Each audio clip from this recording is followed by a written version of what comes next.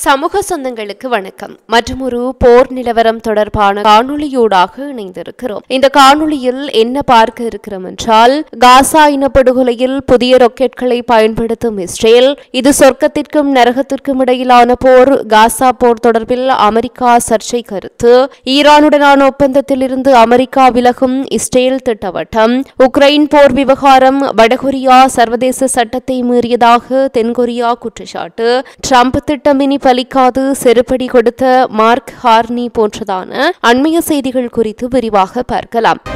நீங்கள் தினமும் எங்களுடைய சேனலை பார்வையிடும் பார்வையாளரா அல்லது புது பார்வையாளரா என்பதை கீழே இருக்கிற கமெண்ட்ஸ் பக்கத்தில் மறக்காம பதிவிடுங்க. அத்துடன் முதல் முறையாக எங்களுடைய சேனலை பார்வையிடுகிறீர்கள் என்றால் சப்ஸ்கிரைப் பண்ணி உங்களுடைய ஆதரவை வழங்குங்க. வாங்க காணொளிக்குள் போகலாம். காசாவில் புதிய பார் ராக்கெட்டை முதல் முறையாக பயன்படுத்துவதை இஸ்ரேலிய படைகள் உறுதிப்படுத்தி இருக்கின்றன. இது காசாவில் நடந்து வருகின்ற இனப்படுகொலை பிரச்சாரத்தில் குறிப்பிடத்தக்க அதிகரிப்பை குறிக்கும் ஒரு நடவடிக்கையாக இருப்பதோடு இஸ்ரேலின் காட்டுமிராண்டித்தனத்தை புதிய உயரத்திற்கு எடுத்துச் செல்லுகிறது என்றுதான் சொல்ல வேண்டும். அதிக துல்லியம் மற்றும் விரைவான பயன்பாட்டிற்காக வடிவமைக்கப்பட்ட இந்த ராக்கெட் தெற்கு காசாவின் அடர்த்தியான மக்கள் தொகை கொண்ட பகுதிகளில் பாரிய அழிவை ஏற்படுத்த பயன்படுத்தப்பட்டதாக கூறப்படுகிறது.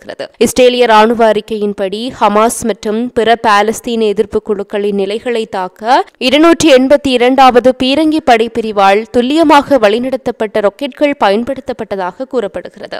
இஸ்ரேலிய ஒப்பந்ததாரர் எல்பிட் சிஸ்டம்ஸ் உருவாக்கிய இந்த ராக்கெட்கள் முற்றுகையிடப்பட்ட பாலஸ்தீன பிராந்தியத்தில் பொதுமக்கள் உயிரிழப்புகளை குறைப்பதை நோக்கமாக கொண்டதாக கூறப்படுவதாகவும் இஸ்ரேலிய ராணுவ அறிக்கையில் கூறப்பட்டிருக்கிறது. ஆனால் இஸ்ரேலிய ராணுவ கூற்றுக்களுக்கு மாறாக பாதிக்கப்பட்ட பகுதிகளில் 1 டசனுக்கும் மேற்பட்ட பொதுமக்கள் இறந்திருப்பதாகவும் 37 பேர் காயமடைந்திருப்பதாகவும் காசாவின் சுகாதார அமைச்சகம் தெரிவித்திருக்கிறது. இந்த பகுதியில் இஸ்ரேலியர்கள் சமீபத்தில் நடத்திய தாக்குதல்களே இதற்கு காரணம் என்று கூறப்படுகிறது. இஸ்ரேலிய ஆக்கிரமிப்பு ராணுவம் சமீபத்தில் இடம்பெயர்ந்த மக்களின் கூடாரங்கள் மற்றும் வீடுகளை குறிவைத்து தற்கொலை ட்ரோன்களை பயன்படுத்துவதை தீவிரப்படுத்தி இருக்கிறது.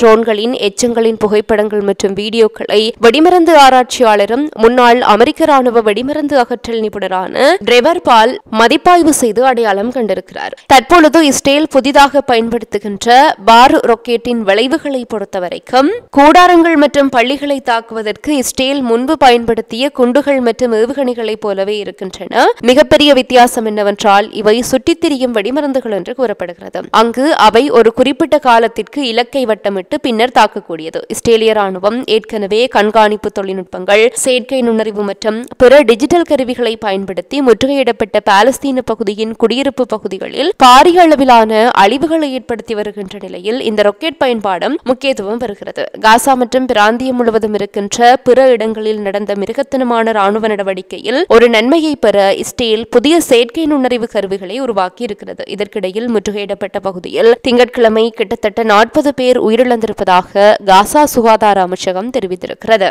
இதேவேளை 2023ஆம் ஆண்டு அக்டோபர் 7ஆம் தேதி இஸ்ரேலை ஆக்கிரமித்த ஹமாஸ் கர்ப்பிணி பெண்கள், குழந்தைகள், முதியவர்கள் மற்றும் ஊனமுற்றோரை சித்திரவதை செய்து படுகொலை செய்த தீய செயல்களை செய்தது என்று இஸ்ரேலுக்கான அமெரிக்காவின் புதிய தூதர் மைக் ஹக்காபி தெரிவித்திருக்கிறார். இது சொர்க்கத்திற்கும் நரகத்திற்கும் இடையிலான, நன்மைக்கும் தீமைக்கும் இடையிலான ஒரு செங்குத்து யுத்தம். அமெரிக்காவும் ஜனாதிபதி ட்ரம்பும் தீமைக்காக அல்ல நன்மைக்காக நிற்கிறார்கள். அதனால்தான் ஹமாஸுக்கு காசாவிலோ அல்லது இந்த பூமியில் வேறு எங்கும் எதிர்காலம் இல்லை என்பதை அவர் மிக தெளிவாக கூறியிருக்கிறார். இரு நாடுகள் தீர்வு என்று அழைக்கப்படுவதன் மூலம் நிரந்தர மத்திய கிழக்கு அமைதியை அடைய முடியும் என்று சிலர் இன்னும் வாதிடுகிறார்கள். பைபிள் ரீதியாக இஸ்ரேலின் மையப்பகுதியான யூதேயா மற்றும் சமாரியாவில் இருந்து ஒரு பாலஸ்தீன அரசை உருவாக்குகின்ற யோசனை என்பது முட்டாள்தனமானது.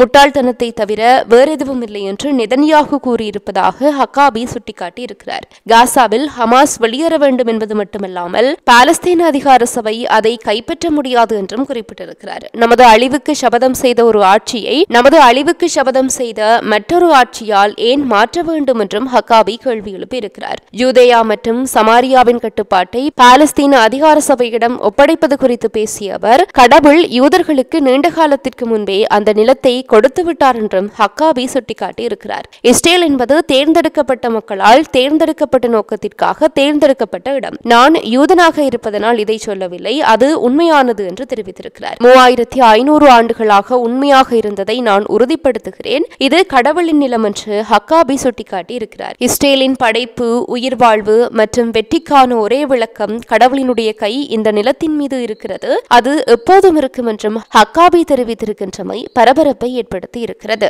இதற்கிடையே ட்ரம்ப் நிர்வாகம் ஈரானுடனான பேச்சுவார்த்தைகளை தற்பொழுது தொடர்ந்து வருகிறது. மேலும் இஸ்ரேலியர்கள் அந்த பேச்சுவார்த்தைகளின் சாத்தியமான விளைவுகளை பற்றி ஆலோசித்து வருகிறார்கள். இந்த நிலையில் எந்த ஒரு ஒப்பந்தமும் ஈரானுக்கு அணு ஆயுதங்களுக்கான பாதையை வழங்கக்கூடாது என்று பிரதமர் பெஞ்சமின் நெதன்யாகு வலியுறுத்தி இருக்கிறார். ஒரு மோசமான ஒப்பந்தம் இல்லாததை விட மோசமானது, நமக்கு ஒரு நல்ல ஒப்பந்தம் தேவை என்று நெதன்யாகு அறிவித்திருக்கிறார். இதேவேளை இஸ்ரேலிய மூலோபாய விவகார அமைச்சர் டான் டெர்மர் ஜனாதிபதி பராக் ஒபாமா கையெழுத்திட்ட ஈரானுடனான முந்தைய அணுசக்தி ஒப்பந்தத்தில் இருந்து ஜனாதிபதி ட்ரம்ப் வெளியேறியதை குறிப்பிட்டு, ஜனாதிபதி ட்ரம்ப் அன்று ஒரு மோசமான ஒப்பந்தத்தில் இருந்து விலகிச் சென்றது போல இன்றும் ஒரு மோசமான ஒப்பந்தத்தில் இருந்து விலகிச் செல்வார் என்று எனக்கு நிறைய நம்பிக்கை இருக்கிறது என்று தெரிவித்திருக்கிறார். அதே நேரம் ஈரான் ஒருபோதும் அணு ஆயுதம் வைத்திருக்கப் போவதில்லை என்பதில் ட்ரம்ப் மிக தெளிவாக இருக்கிறார் என்றும் அவர் குறிப்பிட்டிருக்கிறார். இதேவேளை இஸ்ரேலுக்கான அமெரிக்காவின் புதிய தூதர் மைக் ஹக்காபி ஈரான் அணு ஆயுதங்களை தேடுவதை உறுதியாக கைவிடாவிட்டால் ஜனாதிபதி ட்ரம்ப் ஒரு போருக்கு நேரடியாக ஈரானை இழுக்க மாட்டார், மாறாக ஈரானுடனான போருக்கு தலைமை தாங்குவார் என்று கூறியிருக்கிறார்.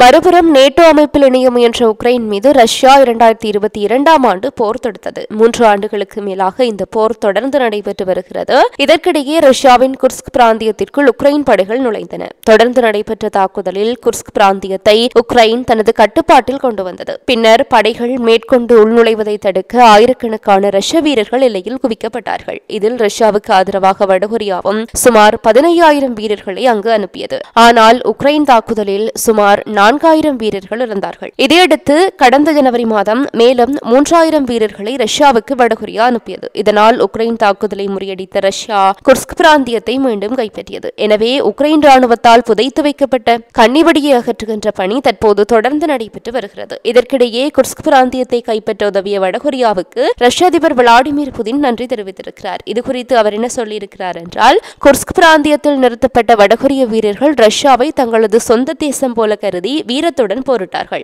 அவர்களில் பலர் தங்கள் இன்னுயிரையும் தியாகம் செய்திருக்கிறார்கள். அத்தகைய வீரர்களுக்கு ரஷ்யா மிகவும் கடமைப்பட்டிருப்பதாக தெரிவித்தார். இந்நிலையில் சர்வதேச சட்டத்தை மீறி ரஷ்யாவுக்கு ராணுவ வீரர்களை அனுப்பியதாக வடகொரியா மீது தென்கொரியா குற்றம் சாட்டி இருக்கிறது. முன்னதாக ரஷ்யாவுக்கு ராணுவ வீரர்களை அனுப்பியதாக உக்ரைன் குற்றம் சாட்டியிருந்த நிலையில் வடகொரியா தரப்பிலிருந்து எந்தவிதமான கருத்துக்களும் தெரிவிக்கப்படாமல் இருந்தது. ஆனால் சமீபத்திய நாட்களுக்கு முன்னர் வடகொரியாவும் ரஷ்யாவிற்கு வீரர்களை அனுப்பியிருப்பதை உறுதி செய்திருந்தமை குறிப்பிடத்தக்கது. இறுதியாக கனடா பொதுத் தேர்தல் 2025 மார்க் கார்னியின் லிபரல் கட்சி அபார வெற்றி பெற்றிருக்கிறது. இது கனடா அரசியல் வரலாற்றில் ஒரு திருப்புமுனையாக கருதப்படுகிறது. தேர்தல் கணிப்புகளின்படி 343 உறுப்பினர்களை கொண்ட கனடா நாடாளுமன்றத்தில் லிபரல் கட்சி அதிக இடங்களில் வெற்றி பெற்றிருக்கிறது. எனினும் தனிப்பெரும்பான்மை கிடைக்குமா என்பது இன்னும் கேள்விக்குறியாக இருக்கிறது. ஆட்சி அமைக்கவும் சட்டங்களை நிறைவேற்றவும் சிறிய கட்சிகளின் ஆதரவு தேவைப்படலாம். இந்த தேர்தலில் அமெரிக்க ஜனாதிபதி டொனால்டு டிரம்பினுடைய சர்ச்சைக்குரிய இணைப்பு பேச்சு, அமெரிக்கா கனடா இடையிலான வர்த்தக போர் ஆகியவை முக்கிய தேர்தல் பிரச்சாரமாக இருந்தது குறிப்பிடத்தக்கது. இந்த நிலையில் தான் அமெரிக்க ஜனாதிபதி டொனால்டு டிரம்பின் திட்டங்களை ஒருபோதும் அனுமதிக்க மாட்டோம் என தேர்தல் வெற்றி உறுதியானதை அடுத்து லிபரல் கட்சி தலைவர் மார்க் கார்னி ஆவேசமாக தெரிவித்திருக்கிறார். தேர்தல் முடிவுகள் வெளியான பிறகு லிபரல் கட்சியின் தலைவர் மார்க் கார்னி அமெரிக்காவின் சமீபத்திய நிலைப்பாடுகள் குறித்து ஆவேசமாக பேசியிருக்கிறார். அதில் அமெரிக்காவின் ஆதிக்கத்திற்காக கனடாவை உடைக்க அதிபர் டிரம்ப் முயற்சிக்கிறார். அதை ஒருபோதும் அனுமதிக்க மாட்டோம். கனடாவின் நலனுக்காக அனைத்து வழிகளிலும் போராடுவோம் என்று உறுதியளித்திருக்கிறார். இந்த தேர்தல் முடிவு கனடா அரசியலில் பெரும் மாற்றத்தை ஏற்படுத்தி இருக்கிறது. வெளிநாட்டு அழுத்தங்களுக்கு கனடா மக்கள் எவ்வாறு பதிலளிப்பார்கள் என்பதை இது காட்டுகிறது என்று கூறப்படுகிறது. இத்துடன் இந்த காணொலி நிறைவு பெறுகிறது. இந்த காணொலி பற்றி உங்களுடைய கருத்துக்களை கீழே இருக்கிற கமெண்ட்ஸ் பக்கத்தில் பதிவிட்டு சொல்லுங்க. மற்றொரு காணொலி வாயிலாக சந்திக்கலாம். தொடர்ந்தும் சமூகத்தோடு இணைந்திருங்கள். இது போன்ற பல செய்திகளை தெரிந்து கொள்ள நம்முடைய சமூக மீடியா யூடியூப் சேனலை சப்ஸ்கிரைப் செய்து அருகில் உள்ள பெல் பட்டனை கிளிக் செய்யுங்கள். மேலும் செய்திகளை உடனுக்குடன் தெரிந்து கொள்ள சமூகமீடியா.com என்ற இணையதளத்தின் வாயிலாக எங்களுடன் இணைந்திருங்கள்.